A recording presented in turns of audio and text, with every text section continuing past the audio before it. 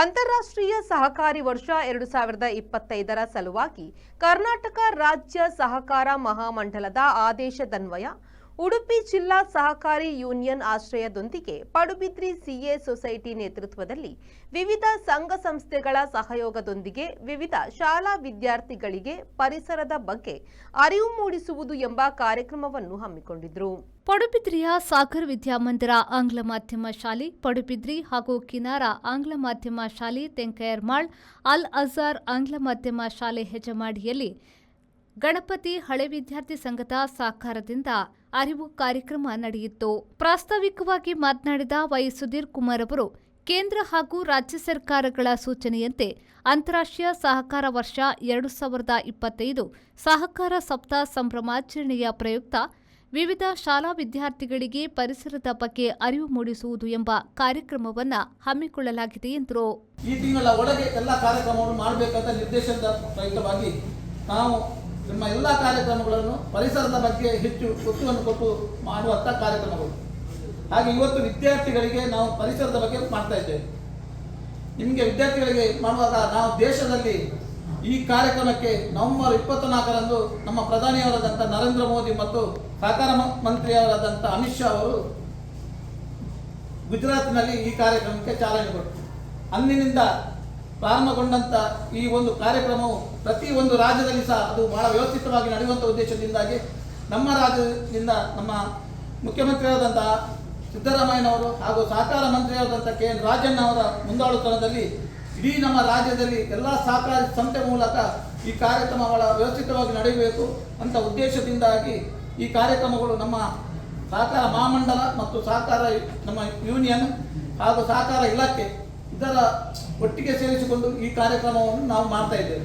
ಕಾರ್ಯಕ್ರಮದ ಉದ್ಘಾಟನೆಯನ್ನ ಜಾನಪದ ವಿದ್ವಾಂಸರಾದ KL ಕುಂಡಂತಾಯ ಅವರು ದೀಪ ಬೆಳಗಿಸುವ ಮೂಲಕ ಚಾಲನೆಯನ್ನ ನೀಡಿದ್ರು.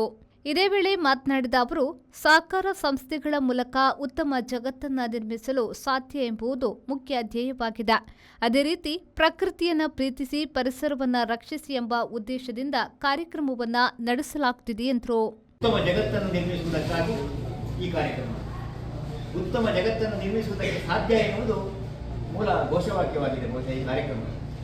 ಅದಕ್ಕೆ ಇವತ್ತು ನೋಡಿ, ಪ್ರಕೃತಿಯನ್ನು ಪ್ರೀತಿಸಿ ಪರಿಸರವನ್ನು ರಕ್ಷಿಸಿ ಎನ್ನುವಂತಹ ಉದ್ದೇಶ ಘೋಷವಾಕ್ಯದ ಕಾರ್ಯಕ್ರಮ ಇದ್ದಾಗಿದೆ. ಮೊದಲು ಪ್ರಕೃತಿಯನ್ನು ನಾವು ಪ್ರೀತಿಸಬೇಕು ಅಂತ.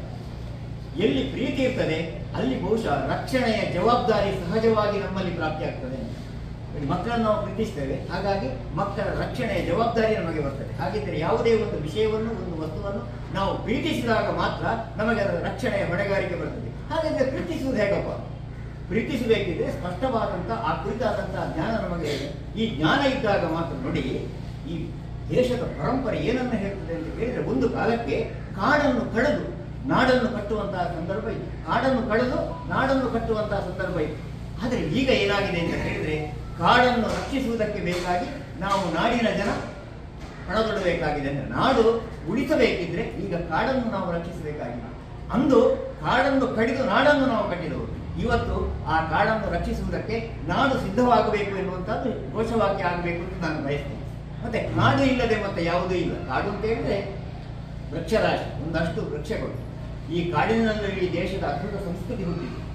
ಕಾಡಿನಲ್ಲಿ ಅಲ್ಲವೇ ವೇದಾದಿ ಇತ್ಯಾದಿ ಗ್ರಂಥಗಳು ಅಥವಾ ಆಧುನಿಕ ಜಗತ್ತಿಗೆ ಆದರ್ಶವಾಗಬಲ್ಲಂತಹ ಶಾಸ್ತ್ರಗಳು ಹುಟ್ಟಿಕೊಂಡದ್ದು ಕಾಡಿನಲ್ಲಿ. ಹಾಗಾಗಿ ಈ ಮರದ ನಡುವೆ ಅಥವಾ ಮರಗಳ ನಡುವೆ, ವೃಕ್ಷಗಳ ನಡುವೆ ಬಹುಶಃ ಒಂದು ಅದ್ಭುತವಾದಂತಹ ಆಧ್ಯಾತ್ಮ ಪ್ರಕೃತಿಯೊಂದಿಗೆ ಸಂವಾದವಾಗಿ ಮಾಡುವುದಕ್ಕೆ ಸಾಧ್ಯ ಇದೆ.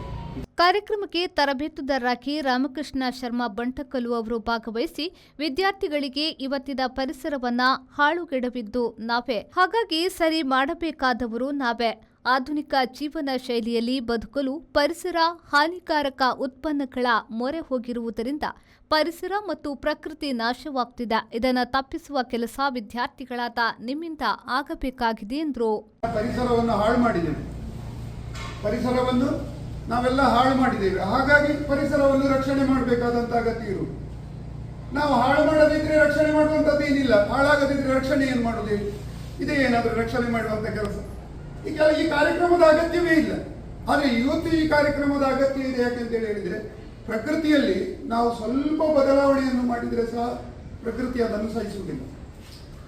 ಅದಾಯ್ತಾ? ಈಗ ನಮ್ಮ ದೇಹದಲ್ಲಿ ನಾವು ಸ್ವಲ್ಪ ಬದಲಾವಣೆಯನ್ನು ಮಾಡುವ. ನಮ್ಮ ದೇಹ ಸಹಿಸ್ತದ ಇದು ನೋಡಿ, 2 ದಿವಸ ಉಪವಾಸ ಇರಿ, ದೇಹ ಸಹಿಸ್ತದ. 2 ದಿನ ನೀರು ಕುಡಿಯದೇ ಇರಿ, ದೇಹ ಸಹಿಸ್ತದ? ಏನಾಗ್ತದೆ ಹೇಳಿ? ನಮಗೆ ಅಷ್ಟು ತೊಂದರೆ ಆಗ್ತದಲ್ವ? ಹಾಗೆಯೇ ಪ್ರಕೃತಿಯಲ್ಲಿ ನಾವು ಏನೇ ಹಸ್ತಕ್ಷೇಪ, ಪ್ರಕೃತಿಯಲ್ಲಿ ಒಂದು ವ್ಯವಸ್ಥೆ ಇದೆ, ಅದಕ್ಕೆ ನಾವು ದೇವರು ಮಾಡಿರುವಂತಹ ಒಂದು ವ್ಯವಸ್ಥೆ ಇದೆ ಅಲ್ಲ, ಆ ವ್ಯವಸ್ಥೆಯನ್ನು ನಾವು ಡಿಸ್ಟರ್ಬ್ ಮಾಡಲೇಬಾರದು. ಅದಕ್ಕೆ ನಾವು ಸ್ವಲ್ಪ ಸಹ ತೊಂದರೆ ಮಾಡಬಾರ್ದು. ಸ್ವಲ್ಪ ತೊಂದರೆ ಮಾಡಿದ್ರೆ ಏನಾಗ್ತದೆ, ನಮಗೆ ತುಂಬಾ ತೊಂದರೆ ಆಗ್ತದೆ. ಅದು ಹೇಗೆಂತ ಹೇಳಿದ್ರೆ, 1 ರೂಪಾಯಿ ನಾವು ಖರ್ಚು ಮಾಡಿದ್ರೆ 100 ರೂಪಾಯಿದು ಪುಣ್ಯ ಬರ್ತದೆ ಹೇಳ್ತಾರೆ, 1 ರೂಪಾಯಿದು ಉಪಕಾರ ಮಾಡಿದ್ರೆ 100 ರೂಪಾಯಿದು ಪುಣ್ಯ ಬರ್ತದೆ ಹೇಳ್ತಾರೆ ಈಗ. ಅದೇ ರೀತಿ 1 ರೂಪಾಯಿಯದ್ದು ಪ್ರಕೃತಿಗೆ ನಾವು ತೊಂದರೆ ಮಾಡಿದ್ರೆ 100 ರೂಪಾಯಿ ತೊಂದರೆ ನಮಗೆ ಆಗ್ತದೆ. ಅದರಲ್ಲಿ ರಿವರ್ಸ್ ಆಗ್ತದೆ. ಅಷ್ಟು ತೊಂದರೆ ಆಗುವಂತ ವಿಷಯವನ್ನು ನಾವೆಲ್ಲರೂ ಗಮನದಲ್ಲಿರ್ಬೇಕು. ಆದ್ರೆ ಏನಾಗಿದೆ ಅಂತ ಹೇಳಿದ್ರೆ, ನಾವು ಇವತ್ತು ನಾವು ಜೀವನ ಮಾಡಬೇಕಾದ್ರೆ ನಾವು ಪ್ರಕೃತಿಯನ್ನು ತೊಂದರೆ ಮಾಡಿಯೇ ಜೀವನ ಮಾಡಬೇಕಾದಂತ ಪರಿಸ್ಥಿತಿ ಇದೆ. ಇವತ್ತಿನ ಎಲ್ಲ ಈ ಆಧುನಿಕ ಸೌಲಭ್ಯಗಳು, ಆಧುನಿಕ ಜೀವನ ಪದ್ಧತಿ, ಇದೆಲ್ಲ ಪ್ರಕೃತಿಯನ್ನು ತೊಂದರೆ ಮಾಡದೆ ಅದು ಸಾಧ್ಯವೇ ಇಲ್ಲ ಅಂತಾಗಿದೆ. ಆದ್ರೆ ನಾವೇನು ಮಾಡಬೇಕು ಅಂತ ಹೇಳಿದ್ರೆ, ನಾವು ಆದಷ್ಟು ಕಡಿಮೆ ಪರಿಸರವನ್ನು ತೊಂದರೆ ಮಾಡಿ ಜೀವನ ಮಾಡಬೇಕು. ಇದು ಇರುವುದು ಮಾತ್ರ ನಮಗೆ. ತೊಂದರೆ ಮಾಡದೆ ಸಾಧ್ಯ ಇಲ್ಲ. ನಾವು 130, 140, 150 ಕೋಟಿ ಜನರು. ಕಾರ್ಯಕ್ರಮದಲ್ಲಿ ಉದ್ಘಾಟನೆ ಮಾಡಿದ ಕೆಎಲ್ ಕುಂಡಂತಾಯ ಹಾಗೂ ತರಬೇತಿಯನ್ನ ನೀಡಿದ ರಾಮಕೃಷ್ಣ ಶರ್ಮಾ ಇವರುಗಳನ್ನ ಸ್ಮರಣಿಕೆಯನ್ನ ನೀಡಿ ಗೌರವಿಸಲಾಯಿತು. ಈ ಸಂದರ್ಭದಲ್ಲಿ ಸಾಗರ ವಿದ್ಯಾಸಂಸ್ಥೆಯ ಸಂಚಾಲಕರಾದ ಸುಕುಮಾರ್ ಶ್ರಿಯಾನ್, ಮುಖ್ಯೋಪಾಧ್ಯಾಯಿನಿ ಪದ್ಮಶ್ರೀ ಸುರೇಶ್ ರಾವ್, ಉಡುಪಿ ಕಾರ್ಪೊರೇಟ್ ಯೂನಿಯನ್ನ ಮ್ಯಾನೇಜರ್ ವಿಶ್ವನಾಥ್, ಗಣಪತಿ ಶಾಲೆ ಹಳೆ ವಿದ್ಯಾರ್ಥಿ ಸಂಘದ ಅಧ್ಯಕ್ಷರಾದ ಶ್ರೀಧರ್, ನಿರ್ದೇಶಕರಾದ ಗಿರೀಶ್ ಪಲಿಮಾರು, ಕೃಷ್ಣ ಬಂಕೇರ, ಮಾಧವ ಆಚಾರ್ಯ, ರೋಹಿಣಿ ಎ, ಕುಸುಮ ಕರ್ಕೇರ, ಶಿವರಾಮ್ ಎನ್ ಶೆಟ್ಟಿ, ಪ್ರಭಾರ ಮುಖ್ಯ ಹಾಗೂ ಕಾರ್ಯನಿರ್ವಹಣಾಧಿಕಾರಿ ಶೋಭಾ ಎಚ್ ಪುತ್ರನ್, ಸೊಸೈಟಿ ಹಾಗೂ ಶಾಲಾ ವಿದ್ಯಾರ್ಥಿಗಳು, ಸಿಬ್ಬಂದಿ ವರ್ಗದವರು ಉಪಸ್ಥಿತರಿದ್ದರು. ಪಡುಬಿದ್ರಿ ಸಿಎಸ್ ಸೊಸೈಟಿ ಅಧ್ಯಕ್ಷರಾದ ವೈ ಸುಧೀರ್ ಕುಮಾರ್ ಸ್ವಾಗತಿಸಿದ್ರು. ನಿಖಿಲ್ ಪೂಜಾರಿ ಕಾರ್ಯಕ್ರಮವನ್ನು ನಿರೂಪಿಸಿ ವಂದಿಸಿದ್ರು. ರವಿರಾಜ್, ವಿ4 ನ್ಯೂಸ್, ಪಡುಬಿದ್ರಿ.